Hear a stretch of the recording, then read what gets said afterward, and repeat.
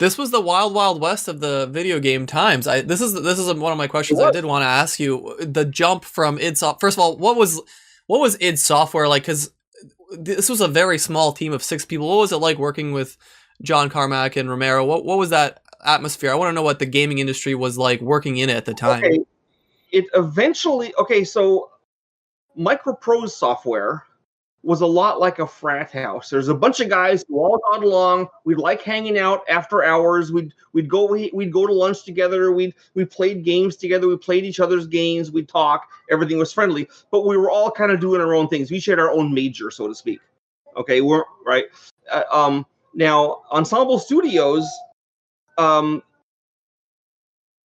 was a lot like watching a nature documentary with a bunch of hunting dogs or hyenas eating a zebra carcass, and they're barking and snarling at each other, and they're rah, rah, rah. Now the carcass gets eaten really fast, so it's an effective process, but it's not pleasant to watch, and that's kind of what id Software was.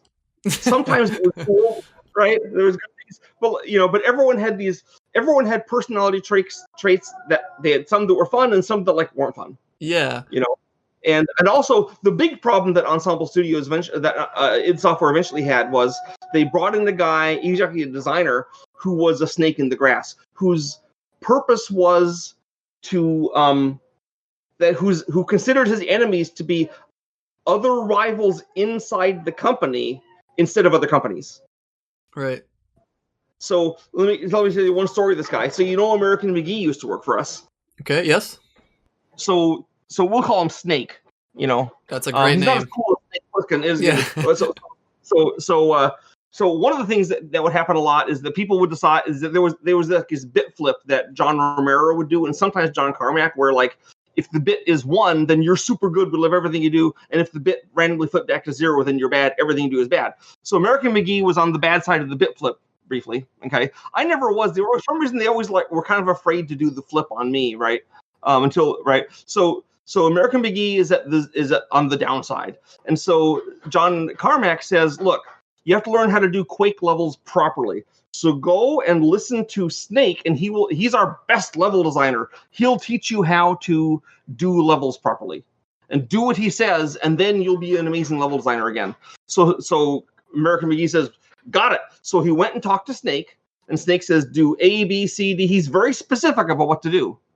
So American McGee goes back, he builds a level doing A, B, C, D, and then he takes it to John Carmack and says, look, here's my level. And John Carmack blows his lid. Everything was wrong. Right. Because Snake had literally taught him the wrong things to do to get American McGee in trouble. And wow. Carmack, of course, wouldn't believe the Snake had done that because it's loony. Who would do that? That makes no sense. Right. And it makes no sense. It doesn't help the company to have. So ever since then, I hadn't had a guy like that before. Well, I had one guy like that before at Microprose, but he wasn't like a peer. He was like a VP, right?